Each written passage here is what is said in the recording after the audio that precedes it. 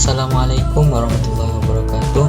Pada video kali ini kakak akan membahas salah satu materi kimia kelas 1 semester 1 tentang tata nama senyawa yang bagian kedua.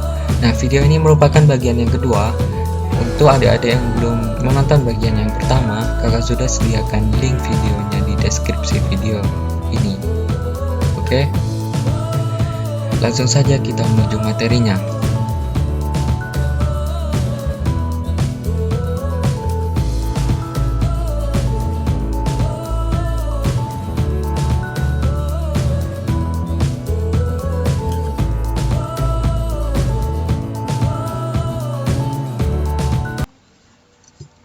Nah, pada bagian ini kakak akan bahas materi tentang penamaan senyawa biner, senyawa logam dengan non-logam. Nah, berbeda dengan yang sebelumnya, kakak sudah bahas yang non-logam dengan non-logam. Nah, yang ini adalah bagian yang logam dan non-logam, atau adik-adik biasa kenal dengan senyawa ionik. Jadi, senyawa logam dan non-logam ini adalah senyawa yang terbentuk atas ikatan ionik. Nah, langsung saja kakak akan bahas untuk penulisan rumus senyawa logam non logam ini. Yang pertama yaitu adalah nama unsur logam itu di depan, kemudian diikuti dengan nama unsur non logamnya di belakang dan ditambah dengan akhiran ida. Nah, bisa difahami ya. Jadi unsur logam disebut terlebih dahulu, kemudian non logamnya disebut kemudian. Nah, kemudian selanjutnya untuk senyawa logam non logam itu tidak perlu disebutkan awalan penomoran Yunani ya. Kakak sudah bahas di video sebelumnya tentang penomoran Yunani seperti mono, di, tetra dan seterusnya. Itu tidak perlu dipakai pada penamaan ini. Di sini kakak beri contoh KBr. K ini adalah kalium, kemudian Br adalah bromin. Nah, ditambah akhiran ida menjadi bromida. Kalau disambung menjadi kalium bromida. Ingat ya, bukan kalium monobromida. Di sini tidak perlu menggunakan mono karena ini bukan penamaan senyawa non logam dengan non logam. Nah, kemudian selanjutnya kakak beri contoh MgBr2. Mg adalah magnesium, Br adalah bromin ditambah dengan ida menjadi bromida. Kalau disambung menjadi magnesium bromida. Ingat ya, bukan magnesium dibromomida. Ini salah. Tidak perlu menggunakan penomoran Yunani. Nah, kemudian selanjutnya logam dengan bilangan oksidasi lebih dari 1, bilangan oksidasinya itu ditulis dalam kurung. Nah, jadi ada beberapa senyawa yang bilangan oksidasinya itu lebih dari 1. Di sini kakak beri contoh Cu. Cu itu ada yang Cu+, ada juga yang Cu2+. Nah, untuk membedakannya yaitu dengan memberikan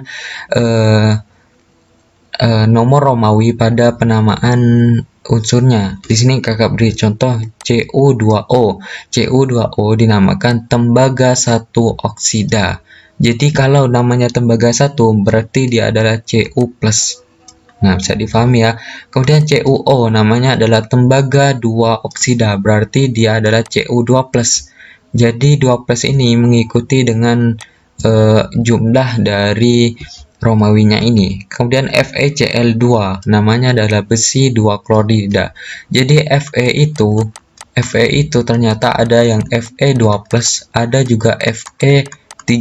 Nah, untuk membedakannya adalah dengan memberikan penomoran Romawi pada unsurnya. Kemudian FeCl3 namanya adalah besi 3 klorida. Oke, bisa difahami kan? Nah, Kak, gimana sih caranya cari tahu suatu unsur itu Cu+ atau Cu2+ atau Fe2+ atau 3+? Nah, untuk mengetahuinya, adik-adik bisa dengan cara mengionkannya. Di sini kakak beri contoh. Di sini CuO. Kalau kakak ionkan maka akan menjadi Cu ditambah O2-. Nah, di sini kan O muatannya 2-, muatan O 2-. Maka supaya setara Cu harus 2+. Karena 2+ ditambah 2- pasti 0 kan. Nah, nanti akan setara. Nah, berarti kalau seperti itu Cu-nya adalah Cu2+, nanti dinamakan adalah tembaga 2. Nah, berbeda dengan yang di atas. Cu2O kalau kakak ionkan menjadi 2CO ditambah dengan O2-. Nah, di sini muatan O adalah min 2. Nah, CO harus 2 plus juga dong. Maka ini karena ada 2 jumlahnya, maka cukup plus 1 saja. Karena plus 1 dikali 2 nanti hasilnya juga plus 2. Nah, maka dari itu CO-nya adalah CO plus 1. Nanti penamaannya adalah tembaga 1. Nah, seperti itu. Kemudian di sini FeCl2. Kalau kakak ionkan FeCl2, maka akan menjadi Fe ditambah dengan 2Cl. Nah, seperti yang diketahui muatan Cl karena dia golongan 7 maka dia min 1. Nah, min 1 dikali 2 adalah min 2. Nah, untuk mensetarakannya maka Fe-nya harus plus 2. Nah, seperti ini. Maka dari itu Fe2 plus ini dinamakan besi 2 klorida. Nah, kemudian FeCl3 ini juga sama. FeCl3 kalau kakak ionkan menjadi Fe ditambah dengan 3Cl-. Nah, Cl- ini min dikali 3 menjadi min 3, makanya untuk menyetarakannya Fe-nya harus plus 3. Nah, seperti ini. Maka dari itu Fe plus 3 ini dinamakan besi 3 klorida. Nah, seperti itu. Bisa dipahami ya, Dek? Kemudian yang selanjutnya, unsur yang mempunyai bilangan oksidasi lebih dari 1 itu kakak sudah tuliskan di sini. Jadi contoh di sini Cu dan Fe, dia punya bilangan oksidasi lebih dari 1. Nah, selain itu juga ada di sini Fe, Sn, Hg, Au, Pb dan Cu. Nah, ini adik-adik bisa catat ya, takutnya nanti keluar di soal-soal. Nah, kemudian selanjutnya, untuk yang selanjutnya, kakak akan bahas tentang penamaan asam, basa, dan juga garam. Nah, untuk sebelumnya, adik-adik ini mungkin baru dipelajari untuk adik-adik tentang asam, basa, dan garam. Namun ini akan dibahas lebih lanjut pada bab berikutnya tentang asam, basa. Nah, asam dan basa merupakan senyawa yang mempunyai sifat berlawanan. Nah, apabila keduanya bereaksi, ini akan saling menetralkan.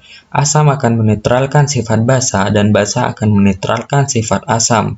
Nah, reaksi asam dan basa ini akan menghasilkan garam dan air.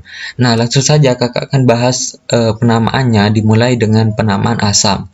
Jadi, asam itu adalah senyawa yang bila dilarutkan dalam air itu akan menghasilkan H+. Nah, ingat ini ya. Jika dilarutkan dalam air menghasilkan H+. Intinya asam jika dilarutkan dalam air akan menghasilkan H+.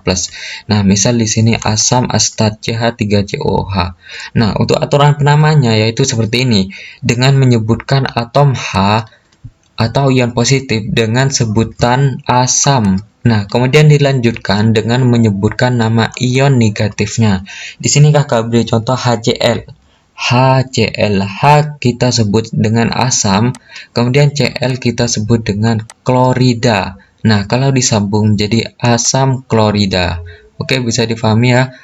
Kemudian H2SO4, hanya kita sebut dengan asam, SO4-nya kita sebut dengan sulfat. Jika disambung menjadi asam sulfat. Nah, kemudian di sini CH3COOH.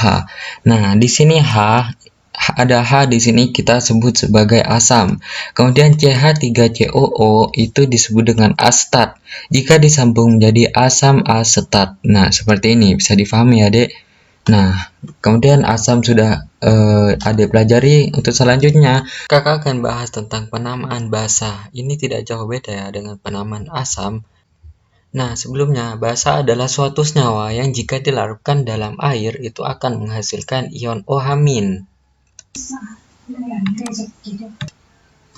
Nah, jadi untuk basa ini jika dilarutkan dalam air akan menghasilkan OH-. Nah, beda ya dengan yang asam. Jadi untuk membedakan asam itu jika dilarutkan dalam air akan menghasilkan H+. Nah, jika basa dia dilarutkan dalam air akan menghasilkan OH-. Nah, itulah perbedaannya. Kemudian basa ini dia mempunyai rasa pahit dan juga licin. Nah, untuk contohnya seperti sabun. Nah, sabun itu namanya amonia dalam ilmu kimia. Nah, kemudian untuk aturan penamaannya, yaitu adalah dengan menyebutkan nama ion positifnya, kemudian diikuti dengan kata hidroksida sebagai penamaan dari OH-nya. Nah, bisa difahami ya, Dek. Di sini kakak beri contoh NaOH. Na kakak beri nama natrium, kemudian OH ini diganti dengan nama hidroksida. Nah, jika disambung menjadi natrium hidroksida. Nah, MgOH2, Mg-nya adalah magnesium, OH-nya adalah hidroksida. Kemudian AlOH3 itu adalah aluminium, Al-nya adalah aluminium, kemudian OH-nya adalah hidroksida. Nah, yang perlu diingat untuk penamaan ini juga tidak perlu menggunakan awalan Yunani ya. Jadi cukup dinamakan seperti ini saja, tidak perlu ditambahkan mono, di, tetra, dan seterusnya.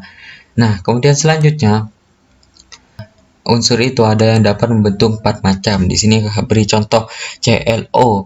ClO itu dapat membentuk ClO, dapat membentuk ClO2, ClO3, ClO4, dan seterusnya ada Br dan juga ada I. Nah, jadi untuk penamaan yang pertama yaitu adalah hipo. Nama untuk titik-titik ini itu adalah nama dari unsurnya ya. Contoh di sini yang pertama hipoid, kemudian id, kemudian ad, dan perad. Nah, seperti itu. Hipoid, kemudian id, ad, dan perad. Nah, untuk yang Cl, yang perlu diketahui Cl itu kan adalah klorin. Nah, seperti itu. Nah, untuk menamakannya, jadi adik-adik masukkan klorin ini dalam titik-titik di sini. Oke, bisa difahami di sini contohnya. Yang pertama menjadi hipoklorit, kemudian klorit, klorat, dan perklorat. Nah, untuk Br sama. Br kan namanya adalah bromin. Jadi adik-adik tinggal masukkan menjadi hipobromid, bromid, bromad, dan perbromat. Kemudian untuk I namanya adalah iodin. Nah, adik-adik tinggal masukkan di sini hipoiodit, kemudian iodit, iodat, dan periodat. Nah, seperti itu. Cukup simpel ya, adik. Nah, kemudian di sini kakak sudah sediakan nama-nama kation dan juga anion. Ini bisa mempermudah adik dalam menamakan suatu senyawa nantinya. Di sini kakak sudah sediakan, kakak beri contoh di sini ada F-min, namanya adalah fluorida, Cl-min namanya klorida, Br namanya bromida, I namanya iodida, dan seterusnya. Untuk kation kakak juga sudah siapkan di sini. Adik-adik bisa screenshot ini sebagai catatan, atau adik-adik bisa mencatatnya di bukunya masing-masing. Nah, kemudian yang paling terakhir di sini kakak akan bahas tentang penamaan garam. Nah, jadi garam itu merupakan hasil reaksi antara asam dan basa. Nah, sebelumnya kakak sudah bahas tentang asam dan basa. Nah, jika asam dan basa itu direaksikan, maka akan menghasilkan yang namanya garam. Nah, untuk penamaan garam sendiri yaitu adalah dengan menyebut nama kation, kemudian diikuti dengan nama anionnya. Nah, khusus yang memiliki bilangan oksidasi lebih dari 1, itu diberi angka Romawi, sama seperti yang sebelumnya ya. Jadi ini cukup simple. Jadi NaCl, kakak beri contoh NaCl. Na-nya itu adalah natrium, kemudian Cl-nya adalah klorida. Kalau disambung menjadi natrium klorida, nah gampang ya. Kemudian MgSO4, Mg-nya adalah magnesium, SO4-nya adalah sulfat. Kemudian jika disambung menjadi magnesium sulfat. Kemudian FeNO2 dua kali. Nah, untuk Fe kita perlu tahu terlebih dahulu Fe-nya itu Fe2+ atau Fe3+. Nah, caranya yaitu dengan mengionkannya seperti yang kakak sudah bicarakan sebelumnya. Nah, ternyata di sini setelah diionkan ternyata Fe-nya adalah Fe2+. Kalau Fe-nya 2+, maka namanya adalah besi 2. NO3 adalah nitrat jika disambung menjadi besi 2 nitrat. Nah, kemudian yang selanjutnya Fe2CO3 dua kali. Nah, untuk ini jadi Fe-nya jika diionkan itu ternyata Fe-nya adalah Fe3+. Jika Fe-nya 13, maka namanya adalah besi 3. Kemudian CO2 itu adalah karbonat jika disambung menjadi besi 3 karbonat. Nah, jadi jika Fe-nya 2+ itu dinamakan besi 2, jika Fe-nya 3+ dinamakan besi 3. Seperti sebelumnya sudah dibahas ya. Nah, mungkin sekian materi tentang tata nama senyawa. Terima kasih sudah menonton video ini dari awal sampai akhir. Jangan lupa jika video ini bermanfaat, tekan tombol like, subscribe, dan komen, serta share video ini ke teman-teman kalian jika video ini dirasa bermanfaat. Nah, kemudian video selanjutnya kakak akan bahas tentang persamaan reaksi. Ini adalah materi lanjutan dari tata nama senyawa ya. Oke, sekian dari kakak, kurang lebihnya mohon maaf, dan wassalamualaikum warahmatullahi wabarakatuh.